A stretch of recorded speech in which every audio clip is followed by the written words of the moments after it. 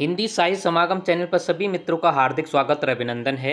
मित्रों, आज हम हस्तलिखित जो नोट्स बने हैं उसके माध्यम से महत्वपूर्ण प्रश्न उत्तरी देखेंगे और यह वन लाइनर के रूप में होगी। इससे पूर्व हमने फोर्थ यूनिट के 2 प्रैक्टिस सेट कराए थे। एक तो हमने जो आयोग थे, विभिन्न आयोग आपके इसमें लगे हैं, SC ST OBC अल्पसंख्यक, उससे संबंधित, और दूसरा हमारा प्रैक्टिस सेट था जिसमें हमने समावेशी शिक्षा, जेंडर से संबंधित था और बालिका शिक्षा से संबंधित और भी उसमें टॉपिक थे। उससे संबंधित दोनों प्रैक्टिस सेट का जो है मिश्रण हमने इस प्रश्नोत्तरी में किया है। तो संपूर्ण वीडियो आप देखना। और आपकी जानकारी के लिए बताना चाहूँगा कि इससे पूर्व हमने जो पहला यूनिट है उससे संबंधित हमने 3 प्रैक्टिस सेट करा चुके हैं। तीसरी यूनिट से भी हम 3 प्रैक्टिस सेट करा चुके हैं। एक हमने इसी तरीके से वन लाइनर प्रश्नोत्तरी कराई थी और 5 के भी हम 3 प्रैक्टिस सेट करा चुके हैं। उसका मिश्रण हमने एक फिर दोबारा प्रैक्टिस सेट किया था वन लाइनर के रूप में, रिवीजन के रूप में। तो संपूर्ण वीडियो आप प्ले लिस्ट में जाकर देख सकते हैं, जिससे आपका आकलन, आपका मूल्यांकन परीक्षा के लिए बेहतर से बेहतर हो सके। तो देखते हैं आज के महत्वपूर्ण प्रश्न पर हम चर्चा करेंगे। संपूर्ण वीडियो आप देखना, जिससे कि आपको एक लेवल मालूम हो सके कि किस तरीके से प्रश्न बन सकते हैं आगामी परीक्षाओं के लिए, और आपका रिवीजन भी बेहतर रूप से होगा और कुछ नए तथ्य भी इसमें हम जोड़ने की कोशिश करेंगे। तो देखते हैं, महत्वपूर्ण उस पर चर्चा करेंगे। समावेशी कक्षा में किस प्रकार के बच्चे शामिल होते हैं? तो समावेशी शिक्षा आपके उसमें लगा हुआ है, तो इसमें सामान्य और विशिष्ट बच्चे जो है इसमें भाग लेंगे। ठीक है। आगे, दिव्यांग बच्चों के लिए निःशुल्क शिक्षा अधिनियम 6 से 18 वर्ष का प्रावधान किस अनुच्छेद में किया गया है? काफ़ी महत्वपूर्ण प्रश्न है। यह अनुच्छेद 26 में किया गया है। ठीक है। कई बार क्वेश्चन पूछा जाता है कि जो 21A के अंतर्गत जो है 6 से 14 वर्षों का प्रावधान किया गया है। ठीक है, निःशुल्क शिक्षा का।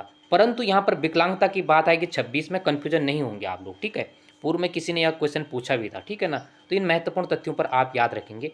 परंतु यह अभी जर्नल के लिए भी आपने देखा होगा कि नेशनल एजुकेशन पॉलिसी जो है उसमें भी इस प्रावधान किया गया कि आने वाले वर्षों में 6 से 18 वर्ष तक के बच्चों को निःशुल्क शिक्षा का प्रावधान किया जाएगा। और कब तक किया गया, आप इस क्वेश्चन का आंसर देंगे। अगला महत्वपूर्ण प्रश्न पर हम चर्चा करेंगे। सामाजिक आर्थिक रूप से वंचित बच्चों के लिए क्या प्रावधान होने चाहिए? उनकी शिक्षा के लिए क्या प्रावधान होने चाहिए? तो उन्हें निःशुल्क किताबें और उन्हें ड्रेस या यूनिफॉर्म देना चाहिए। स्कूल में उच्च प्रदर्शन के लिए प्रोत्साहित करना चाहिए और उन्हें भोजन उपलब्ध कराना चाहिए। देखो, यह भी आर्थिक वंचित रूप से बच्चों के लिए आएगा। मैं पूर्व में भी कह चुका हूँ कि फोर्थ यूनिट में इसी प्रकार से जाए SC ST OBC, अल्पसंख्यक, बालिका शिक्षा, विकलांगता, समावेशी शिक्षा, जो विभिन्न उसमें टॉपिक लगे हैं, उनका मूल रूप यही है कि जो पिछड़ गए हैं उनको मुख्य धारा में लाने के लिए शासन प्रशासन की ओर से और सामाजिक तौर पर क्या क्या उनके लिए योजना है, उन्हें धरातल पर उतारना है और उन्हें समाज के मुख्य धारा में जोड़ना है। जैसे तभी हमारा राष्ट्र होगा, जब प्रत्येक व्यक्ति आगे बढ़ेगा तभी हमारा राष्ट्र इस समृद्धि होगा और एक व्यापक स्तर पर आगे बढ़ेगा। तो इन तथ्यों को आपको याद रखना पड़ेगा कि इस टॉपिक में क्या कहा गया है। ठीक है। आगे हम देखते हैं, पूर्वग्रही एक विरोधात्मक मनोवृत्ति है। यह परिभाषा किस विचारक ने दी है? ठीक है, बहुत महत्वपूर्ण परिभाषा है। तो न्यू कॉम्ब ने यह परिभाषा दी थी। ठीक है, तो कुछ परिभाषाओं को भी आप ध्यान में रखेंगे। अगला महत्वपूर्ण है, विश्व दिव्यांग दिवस कब मनाया जाता है? तो यह कि कब होगा? 3 दिसंबर को होगा। ठीक है ना। विश्व दिव्यांग दिवस आप भूलेंगे नहीं, और दिव्यांगता आपके पास लगा हुआ है। महत्वपूर्ण 2 टॉपिक आपके पास लगे हैं।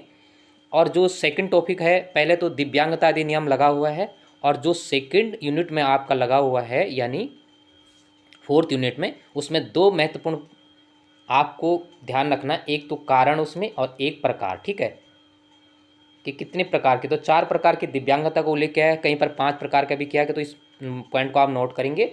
और पहले इसमें 7 थे, अब 21 प्रकार के जो है दिव्यांगता के को सरकार ने उनके प्रकारों को स्पष्ट किया है। तो दिव्यांगता दिवस कब की बात हो रही है? 3 दिसंबर। ठीक है, इसी में हमने ऑप्शन थे, एक था राष्ट्रीय युवा दिवस। ठीक है ना। तो राष्ट्रीय युवा दिवस कब मनाया जाता है? तो राष्ट्रीय युवा दिवस की बात की हमने 12 जनवरी को। ठीक है, तो ये विवेकानंद के जन्मदिन पर मनाया जाता है, विवेकानंद सिर्फ। ठीक है ना। और विवेकानंद हमारे कहाँ पर लगा हुआ है, फर्स्ट यूनिट में भी लगा हुआ है, इसीलिए इस पॉइंट को मैं यहाँ पर ऐड कर रहा हूँ। दूसरा इसमें ऑप्शन था कि शिक्षा दिवस कब मनाया जाता है, तो शिक्षा दिवस कब मनाया जाता है, 5 सितंबर को। ठीक है, नोट कर लेना। एक शिक्षा दिवस है, एक राष्ट्रीय शिक्षा दिवस है और एक विश्व शिक्षा दिवस है। इस पॉइंट को आप नोट कर लेंगे। तो जो शिक्षा दिवस है वो जो सर्वपल्ली राधाकृष्णन के जन्मदिन पर उनके जन्मदिन पर मनाया जाता है, पॉइंट याद कर लेना। ठीक है ना। युवा दिवस विवेकानंद के उसमें और शिक्षा दिवस किसके, राधाकृष्णन के जन्म उसमें। ठीक है। इसी तरीके से जो राष्ट्रीय शिक्षा दिवस है वो मौलाना अब्दुल कलाम के जन्मदिन पर मनाया जाता है। अब्दुल कलाम एक दूसरे थे, वैज्ञानिक थे, और एक मौलाना अब्दुल कलाम दूसरे थे, पॉइंट याद रख लेना। ठीक है, इस पॉइंट को आप याद रख लेना। फिर आता है कि एक था 24, ठीक है ना, एक 24 जनवरी था। 12 जनवरी क्या था, विवेकानंद के उसमें था, ठीक है, राष्ट्रीय युवा दिवस। 24 क्या था, महिला बालिका दिवस, क्योंकि बालिका से संबंधित इसमें टॉपिक है इसलिए इस क्वेश्चन को जोड़ा गया था। बालिका दिवस की बात आएगी तो 24 जनवरी की बात आएगी, ठीक है ना। इस पॉइंट को भी आप नोट रखेंगे, ठीक है। अब इसमें एक बात आती है कि 24 जनवरी को किसके उसमें यह मनाया जाता है, ठीक है ना। बालिका दिवस 24 जनवरी को मनाया जाता है, तो आपको एक पॉइंट नोट रखना है कि 1966 से देखो हमारे देश की प्रथम प्रधानमंत्री, हमारे देश की प्रथम महिला प्रधानमंत्री, ठीक है ना, कौन थी, इंदिरा गांधी थी, ठीक है ना। तो इंदिरा गांधी ने जब पहली बार शपथ ली थी तो 24 जनवरी को ली थी, 1966 को, ठीक है। और 1977 तक लगभग लगातार 10 साल तक भारत की प्रधानमंत्री रही। इनकी शक्ति, इनकी पावर इतनी थी। और यही नहीं, उसके बाद फिर यह जो है 80 से और 84 में फिर 80 से 84 में फिर यह प्रधानमंत्री रही।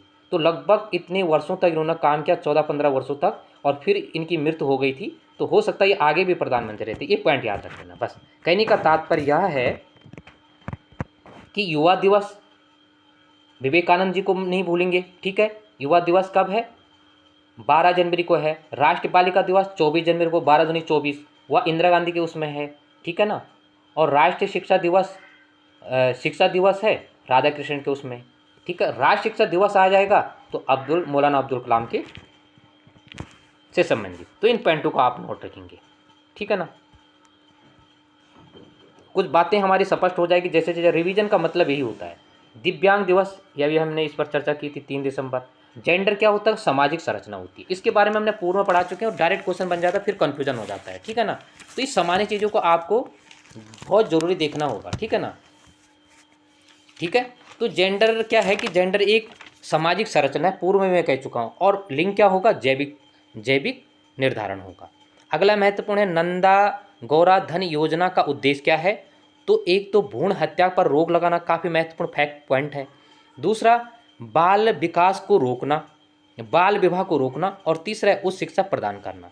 अगर यह सहायता मिलती है तो तीनों चीज हमारे देश में समृद्धि की ओर बढ़ेगा। तब बढ़ेगा या तो बालिका का समय से शादी नहीं होगी तो वो पढ़ने लिखने से आगे बढ़ेगी, और शिक्षा में आगे बढ़ेगी तो विकास भी होगा, भ्रूण हत्या कम होगी, ठीक है। तो पहले जन्म में इन्हें जन्म के जब इनका जन्म होता बालिका का, हाँ ये बीपीएल वालों के लिए एक पॉइंट रखना, बीपीएल, ठीक है ना। कोई भी श्रेणी का हो, बीपीएल हो, इसमें कोई कास्ट की बात नहीं आती, सिर्फ बीपीएल की बात आती है। इस पॉइंट को पूर्व में भी हमने चर्चा की थी। जन्म के उसमें 11,000, उसके बाद 51,000 रुपये इसमें बालिकाओं को दिए जाएंगे। आगे बौद्धिक विकलांगता के कारण, तो माता का दिव्यांगता नहीं होना, ठीक है ना। और भी इसमें बौद्धिक जो दिव्यांगता के प्रकार है, लेकिन माता अगर दिव्यांग है तो ऐसा नहीं हो सकता कि बालक दिव्यांग होगा। तो इस पॉइंट को आप ध्यान रखेंगे। 2020 में कोरोना के समय अनाथ बच्चों के लिए कौन सी योजना लागू की गई थी। तो वात्सल्य योजना जो लोग लागू की गई थी 2000 में, ठीक है ना। वात्सल्य योजना जो है कोरोना काल में, इनकी 1 से 12वीं तक सरकार इनको निःशुल्क शिक्षा देगी, ठीक है। और साथ में इनको 3,000 रुपये भी देगी। इस पॉइंट को मैंने चर्चा की थी। आगे प्रश्न था, दिव्यांग बच्चों का कौन सा प्रकार नहीं है। तो चलन विकलांगता, ठीक है ना। तो चलन नहीं, विकलांगता अचलन नहीं होगा, चलन तो होगा लेकिन अचलन नहीं होगा, ठीक है ना। आगे इसमें है लिखा है, आगे है विकलांगता के प्रकार, ठीक है। तो विकलांगता के प्रकार पहले कितने थे, 7 थे। आप कितने हो गए वर्तमान में? 21 हो गए, ठीक है ना। और विकलांगता के प्रकार और कारण को आपको जानना ही है। समावेशी शिक्षा के सिद्धांत पर आधारित है। तो समावेशी शिक्षा पर किस पर आधारित है? समानता और समान अवसर, सबके लिए समान होना चाहिए, सबके लिए समान अवसर। जो पीछे हैं उनके लिए भी कुछ योजना ऐसे हो कि वो आगे बढ़े और उनको भी एक समान अवसर मुख्य धारा में जोड़ने के लिए मिले। अगला है उत्तराखंड का आशीष नेगी दृष्टिहीन किस खेल में उपकप्तान था? तो क्रिकेट में आशीष नेगी, ठीक है ना। देखो आज उनके लिए इस प्रकार की व्यवस्थाएं की गई है कि खेलों में भी उनका प्रदर्शन इस प्रकार से बेहतर है। तो मुख्य धारा में जोड़ने का यही एक कारण है। बालिका शिक्षा से संबंधित बेटी बचाओ बेटी पढ़ाओ योजना का संबंध है। तो वैष्णवी सुरक्षा योजना जो 2015 में चली थी उसका संबंध इससे है, ठीक है ना। बेटी पढ़ाओ और बेटी, इसका संबंध इससे होगा, ठीक है। तो बेटी पढ़ाओ और बेटी, यह जनवरी में चला था 2018 में, लेकिन यह जो अभियान चला था यह 2015 में चला था, ठीक है था, ठीक है। इस पॉइंट को आप नोट कर लेना। आगे पूर्वग्राही किशोर किशोरी, ठीक है। पूर्वग्राही किशोर किशोरी किसके प्रति कठोर होते थे? किसी भी समस्या के प्रति। समावेशी शिक्षा पूर्व लैंगिक से संबंधित है। भारत दृष्टि विकलांग सशक्तिकरण संस्थान कहाँ पर है? तो देहरादून में है। ये महत्वपूर्ण है, ठीक है ना। अब आपको एक महत्वपूर्ण इसी के साथ ऐड करना है, एक आता है राष्ट्रीय, ठीक है। ये तो क्या है, इसी तरीके से बहुत से दिव्यांगता के उसमें जो है 12-13 संस्थान हैं जो दिव्यांगताओं के लिए उनके भरण जो है उनकी देख रेख के लिए उनसे संबंधित जो केंद्र है उससे संबंधित बहुत से केंद्र है, ठीक है। ले तो देहरादून में जो केंद्र है उसको आप देखेंगे कि भारत लगा हुआ, भारत दृष्टि दिव्यांग सशक्तिकरण संस्थान देहरादून में है। लेकिन राष्ट्रीय इसी से संबंधित मिलता जुलता है, राष्ट्रीय दृष्टि दिव्यांग संस्थान कहाँ पर है? ये तो देहरादून में। राष्ट्रीय बौद्धिक दिव्यांग सशक्तिकरण आ जाएगा तो सिकंदराबाद में है। और राष्ट्रीय बहु दिव्यांग सशक्तिकरण संस्थान आ जाएगा तो चेन्नई में है, ठीक है। दृष्टि बौद्धिक बहु ये अलग अलग हैं। आप खुद ही पहचान जाओगे जो देहरादून संस्थान है इसमें भारत लगा है, बाकी में राष्ट्र लगा है। इस पॉइंट को आप नोट कर लेना। एक तो राष्ट्रीय बौद्धिक दिव्यांग सशक्तिकरण है, यह सिकंदराबाद में है। और एक राष्ट्रीय बहु क्योंकि दिव्यांगता का अलग अलग प्रकार है, 21 प्रकार। ये दृष्टि से संबंधित और बहु दिव्यांगता से संबंधित और बौद्धिक से संबंधित है, ठीक है ना। तो अलग अलग है, चेन्नई, सिकंदराबाद, देहरादून। लेकिन आप इस पॉइंट को नोट कर लेना। अगर बात आ जाएगी कि भारतीय पुनर्वास परिषद कहाँ है, जो दिव्यांगता का मुख्य केंद्र है वो दिल्ली में है, ठीक है ना। 1993 में यह बना था।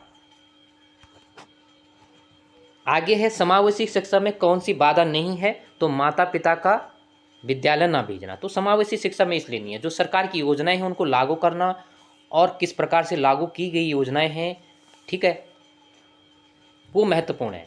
समावेशी शिक्षा की सफलता निर्भर करती है तो पाठ्य पुस्तक की उत्कृष्टता पर, ठीक है।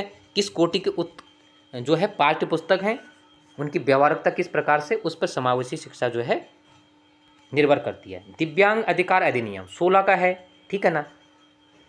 पहले 95 का था, ये निरस्त हो चुका है। राष्ट्रीय बालिका दिवस अभी पर चर्चा की थी, क्या की थी? 22 जनवरी हमने बात की थी। तो किसके उसमें मनाया किसके? इंदिरा गांधी के, ठीक है ना, इंदिरा गांधी, ठीक है ना।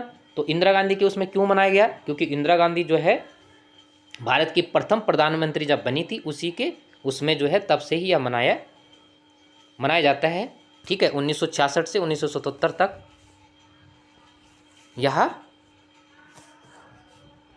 देश की प्रधानमंत्री रही और फिर पूर्व में भी रही, फिर बाद में भी रही।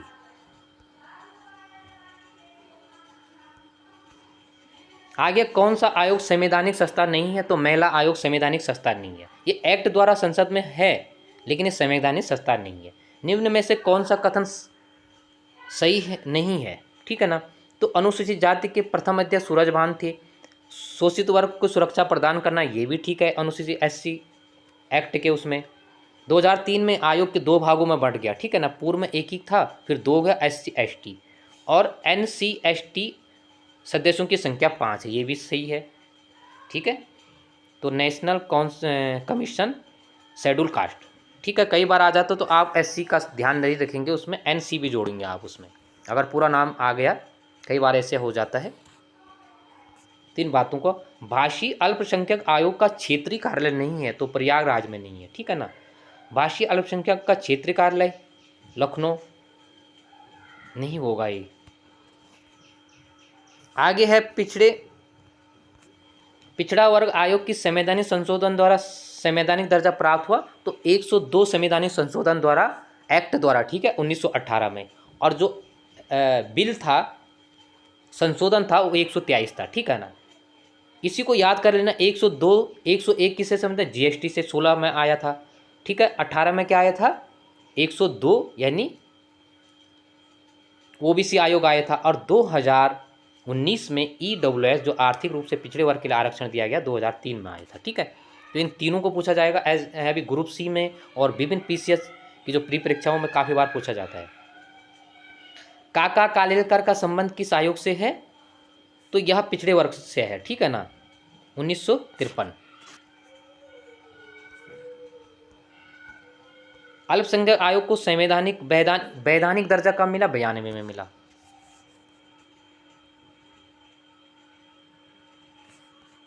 आगे अल्पसंख्यक आयोग के बारे में है।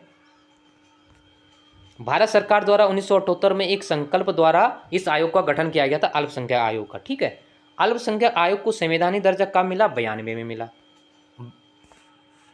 ठीक है। वर्तमान समय में भारत में कितने अल्पसंख्यक समुदाय हैं? 6 हैं। हमने चर्चा की थी कि जैन को बाद में उसमें शामिल किया गया था, पूर्व में अगर आएगा तो 5 थे, ठीक है, यही फैक्ट है। 1992 में अल्पसंख्यक समुदाय में कितनी जातियों को रखा गया था? ये क्वेश्चन फिर आ गया है, तो यह 5 है, इस पॉइंट को नहीं भूलेंगे आप, ठीक है। और यह जो है जैन समुदाय को 2014 में शामिल किया गया था। अल्पसंख्यक आयोग के सदस्यों की संख्या 7 होती है, ठीक है। कार्यकाल 3 वर्ष होता है। भाषा अल्पसंख्यक आयोग अनुच्छेद 350B, पॉइंट याद कर लेना। आगे है राष्ट्रपति द्वारा 45 में निर्देशित है, अनुच्छेद 330 में अधिकारों का उल्लेख किया गया है, ठीक है। और भाषी अल्पसंख्यक आयोग का गठन 1957। भाषी अल्पसंख्यक आयोग का मुख्यालय इलाहाबाद में है, ठीक है, दिल्ली में नहीं है। सीधा डायरेक्ट क्वेश्चन बन सकता है, SC ST OBC और अल्पसंख्यक आयोग में किसका मुख्यालय दिल्ली में नहीं है, ठीक है। तो क्वेश्चन बनने का तरीका यह भी हो सकता है, ठीक है। और भाषी अल्पसंख्यक आयोग के अध्यक्ष कौन थे? इकबाल सिंह लालपुरा। आगे पिछड़े वर्ग आयोग के बारे में है। पिछड़ा वर्ग आयोग का प्रथम गठन 53 में हुआ था, और अध्यक्षता किसने की थी? कालेलकर ने की थी, पिछड़े वर्ग की, ठीक है। पिछड़े वर्ग का द्वितीय गठन तो 59 में BP मंडल। पिछड़े वर्ग आयोग की घोषणा किस प्रधानमंत्री ने की थी? तो BP सिंह ने की थी, ठीक है, 1990 में की थी। और क्या घोषणा की गई थी कि 27% जो है पिछड़े वर्ग को आरक्षण दिया जाएगा। और लागू कब से हुआ? 1993 में। बहुत महत्वपूर्ण है। जैसे कि आजकल चल ही रहा है, हर प्रकार से दैनिक समाचार पत्र पत्रिकाओं के माध्यम से कुछ चीज़ें जो है लगातार खबरों में बनी रहती है, तो कभी कभार इस प्रकार से क्वेश्चन भी बन जाते हैं, ठीक है। पिछड़ा वर्ग आयोग में 5 सदस्य होते हैं, कार्यकाल 3 वर्ष होता है, और इसमें 2 बार से अधिक जो है सदस्य नियुक्त नहीं होगा। अनुच्छेद 38 में इसका उल्लेख किया गया, क्या 338 में। 53 में इसकी अध्यक्षता हुई थी, ये फिर क्वेश्चन वही बन गया है, ठीक है। तो यह था, और इससे पूर्व में चर्चा कर चुका हूँ कि SC ST आयोग, ठीक है ना, 338 आप नोट कर लेना, 338 क और 338 ख, ठीक है। समानता तो यह आयोग है, क में किससे जोड़ा गया? ST, और फिर किसको जोड़ा गया? OBC को जोड़ा गया 338 के दायरे में, ठीक है।